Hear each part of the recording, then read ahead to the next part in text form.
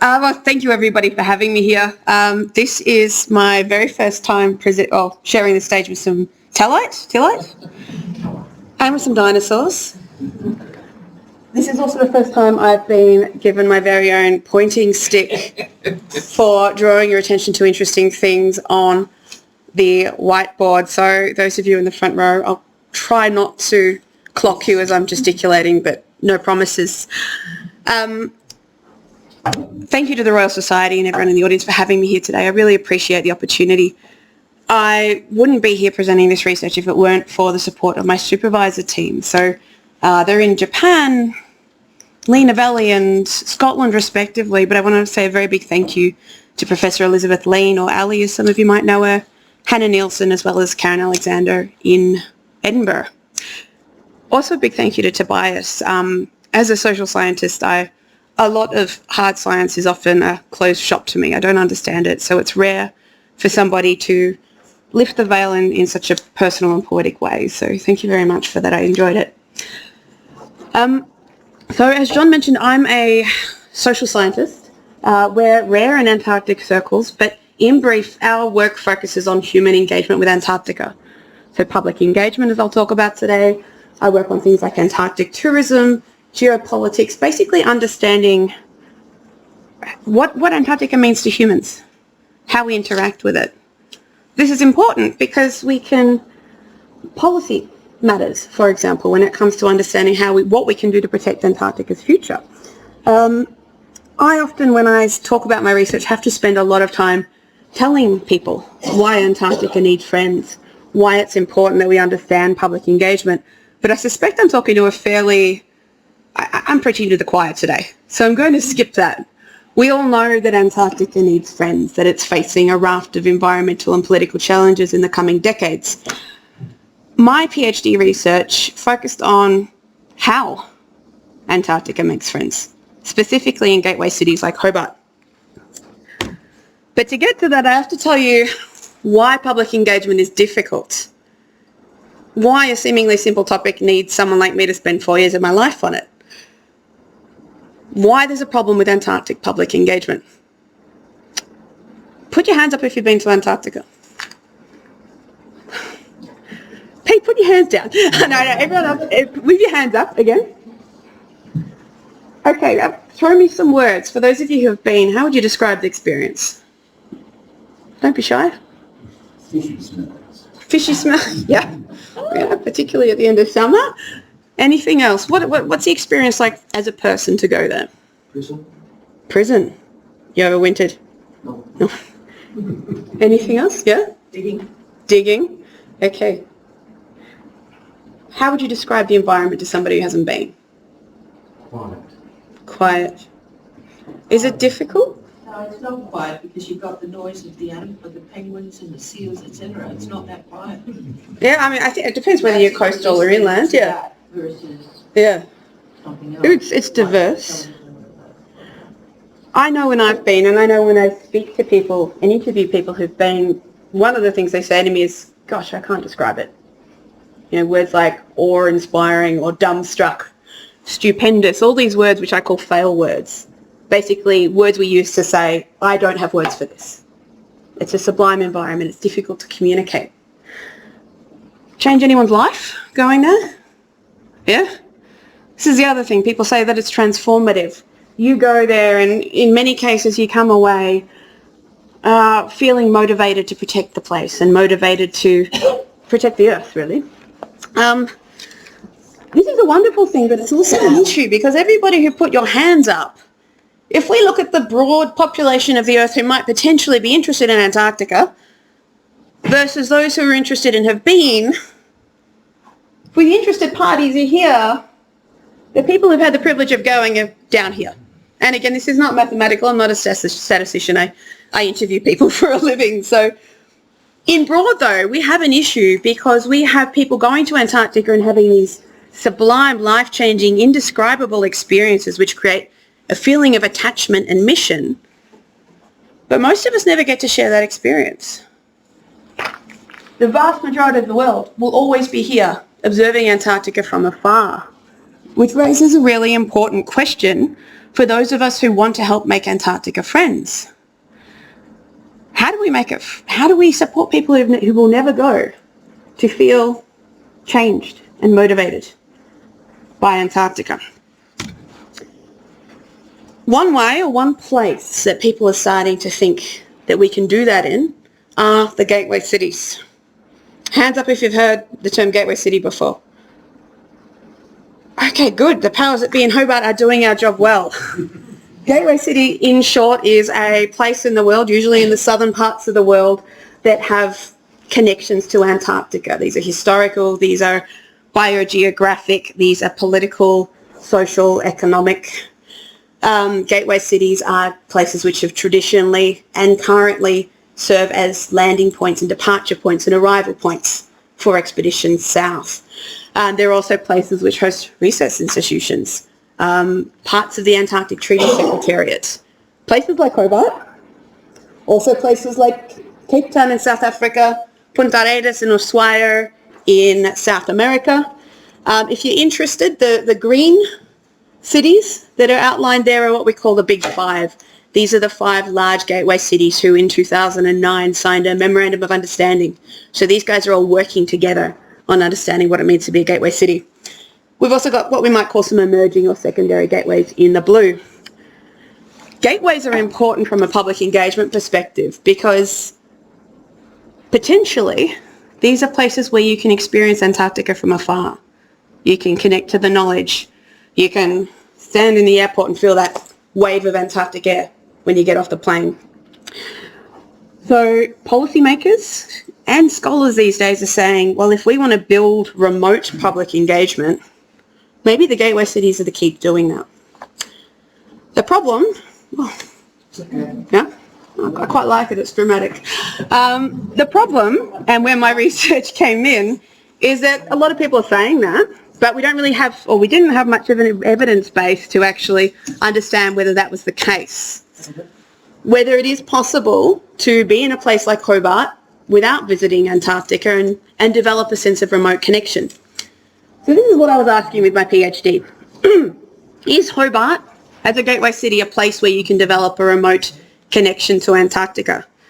If there are any theoretically minded people in the room or anyone with a human geography background, it might interest you to know that I use place attachment as my theoretical framing for this, but I promise you that's the last I'll talk about theory. It's not that important. What I did a combination of in-depth interviews where you sit down and have a good chat with people, community surveys where, you survey them, and a policy analysis. I'm going to focus most of my discussion today on the first bit, the in-depth interviews. I interviewed people who had been to Antarctica and people who had not, because again, the aim here was to understand what it means to go, what it means to develop that special relationship with Antarctica that is born of personal direct experience, and then to compare it to the kind of remote relationships that are developed in a place like Hobart. Skipping to the end, there's good news and bad news. The good news is that the people I interviewed, including people who had not been to Antarctica, demonstrated an attachment to the place, demonstrated that they cared about it. This was evidence that people can, in places like Hobart, develop a sense of connection to Antarctica without ever visiting. I call this remote place attachment if you're interested in the theoretical side of things. And this is important because this caring can be mobilised towards stewardship. We can take people in gateway cities and say, hey, come with us and let's do things to protect Antarctica's future.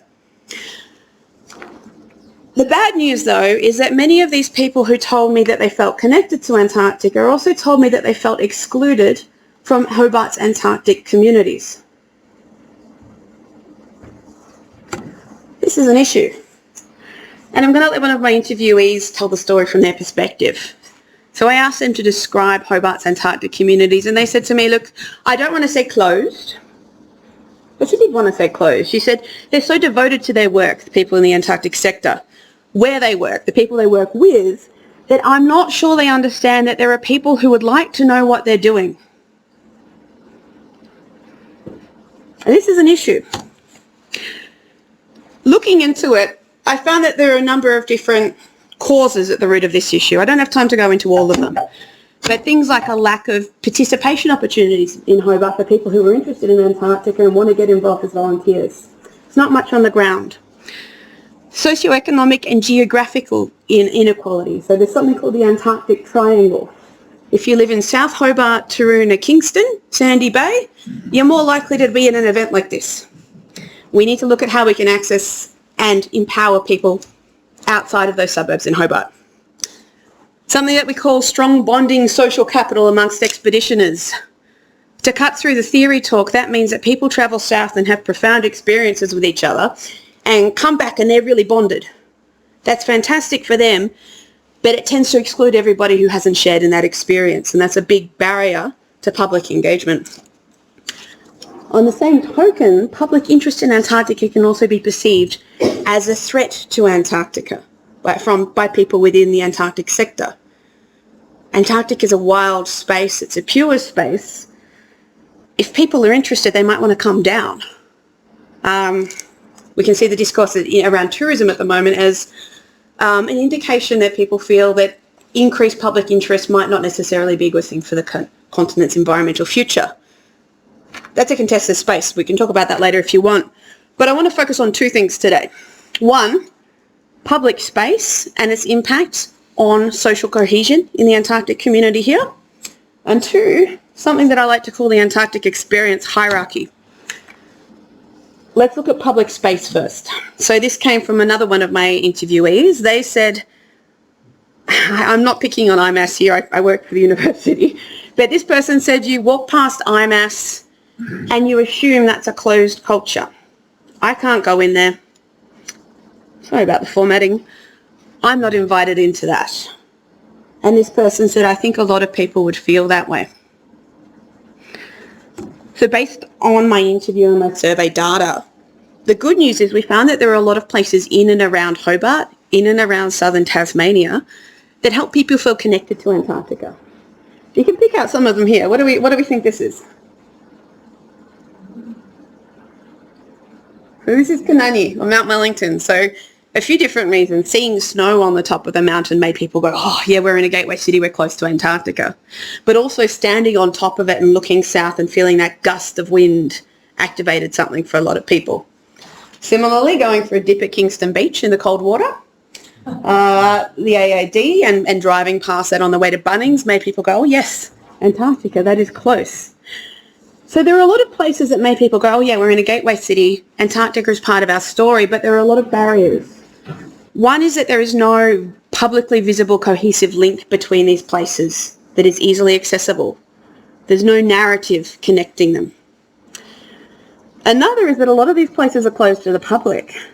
Somebody can walk past the AAD and go, oh, that's very nice, and maybe they can go into the cafe for a cup of, a latte or something like that. But most of it is a closed shop to them. Most of IMAS, some of the university is a closed shop. When the Noyina is in town these days, you view it through bars. So these are important points of connection, but they're barred to most members of the community. Some of them, like the Antarctic Experience in Salamanca, no longer exist as well. And finally, there's no public gathering space that members of the public can actually affect and control. So we know that community centres and neighbourhood houses are important for community cohesion. And these are places where people can come in and go, I think we need an art class. I think we need storytelling. I think we need Spanish lessons. There's nothing like that for Antarctica. So people are having a very passive experience when it comes to the built environment. So built environment is an issue, as is what I call the experience hierarchy. This quote came from somebody who had worked in the sector for a long time, but their role was in Hobart. They'd never travelled south. And this was an issue because this person said, when I really think of the Antarctic community, I think to be a community member, you kind of have to have gone. And then you have the people that support them over here in Hobart. And I think that they're two different communities. And this person said, I feel on the outside. I mean, that's obviously an issue for workplace culture, but it's also an issue for public engagement. If somebody who works in the sector is saying that they don't feel part of the community because they've never gone south, we've got Buckley's chance of engaging people who don't work in the sector. So this experience hierarchy had several different dimensions. People said you are more of an Antarctic person or an Antarctican if you have been to Antarctica. I get this every day when I tell people I work in Antarctic research. The first question is, have you gone? But it's not enough to go. You have to go as a scientist. If you go as a tourist, if you go working in tourism, if you go maybe in trades or support, people told me that your Antarctic experience is not seen as being as authentic as those who maybe go for science. It's not enough to go and go as a scientist. You also have to go to these special places. You know, it's not enough to go to the peninsula or Macquarie Island. People reported feeling like to really get the Antarctic experience, you've got to go to the pole, inland. And finally, it's not enough to go and do all of these things. You have to overwinter. Preferably grow a big beard and suffer. So people told me that you can only really be an authentic Antarctic person in Hobart if you're at the top of this pyramid. And this is an issue because there's about 6 people at the top of that pyramid. And I'm sure they're nice, but they're nothing special. If we're serious about broadening meaningful public engagement, then we have to look at ways to dismantle this experience hierarchy and allow people to feel that they have what we call Antarctic social capital. Who's heard the term social capital before? Yeah, it's fairly popularised these days. It basically means that you feel a part of a community. If you want to exert change in that community, you know who to call and have a cup of coffee with to make change happen. Right? You're somebody who can be a little bit of a mover and shaker. Antarctic social capital is important when it comes to public engagement. Most of the time, at the moment when we look at the Antarctic sector, we treat public engagement as a matter of science communication. Let's train up some scientists and get them to go up and give talks. Education, let's equip teachers. The arts, let's do some arts-science collaborations. These things are all really, really important. But community development, the cultivation of Antarctic social capital has been neglected to date. And what I argue in my thesis is that it needs to sit alongside all of these things to create effective and long-lasting engagement strategies. Why? You remember at the start I said that Antarctica needs friends. We need to think about what kind of friends Antarctica needs. We don't just need people who are, oh yes, that's interesting, I saw an Attenborough documentary and I'd like to get involved someday but I can't. We don't just need passive friends. We want people who can step up and be Antarctic environmental stewards in their own homes, in their communities, as consumers, as political actors. Research shows us that it is not enough for somebody to feel place attachment, not enough for them to care about a place to become environmental stewards. They also need to have social capital. They need to be included in the communities that surround that place. So again, we need to start incorporating community development strategies into our broader engagement policies. I'm not going to walk you through all of this, but what I've developed through my PhD research is basically a proposed strategy for Antarctic community engagement in Hobart. A couple of really important things that we need to start doing. One is thinking about the people who go to Antarctica and thinking, well, what do we actually ask of them? This is a privileged opportunity. So how do we train them up to communicate their experiences? And what expectations do we set for the people who go in terms of post-trip engagement and sharing of their experiences? Another thing we have to start doing is celebrating the role and contribution of people who don't get to go to Antarctica. My key pony on that is the Australian Antarctic Medal right now. You may have heard of it. It's a good thing. It's a medal that's given out by the government to acknowledge people who've really done something special in the Antarctic sector. The issue is that if you read the fine print, it says that except in exceptional circumstances, it will only be awarded to people who have spent 12 months or more on the continent. So if the general public don't feel that they will ever be seen or valued, what hope do we have of genuinely engaging them? There's some other strategies, but I suspect I'm running low on time. I'm happy to talk about them more. But at the heart of this is around the concept of Antarcticans. You've probably all heard of this. It's something that came up again and again when I interviewed people. They said an Antarctican, well, they said Hobart is full of Antarcticans. You can't turn around at the supermarket without banging into one. But they also said an Antarctican is somebody who has a special connection to Antarctica and works actively to support Antarctica's interest in the rest of the world. And with the exception of one person, they all said that Antarcticans are people who've been to Antarctica and spent a lot of time there, probably overwintered. This is the thinking that at the heart of it we need to get past if we want Antarctica to have more friends. So what I argue really is that Antarcticans aren't just these people in this little pink dot who've gone to Antarctica. We need to start developing strategies and developing thinking that says that everybody in Hobart and everybody in the world can be an Antarctican, as long as we support them to do that. That's me. Thank you very much.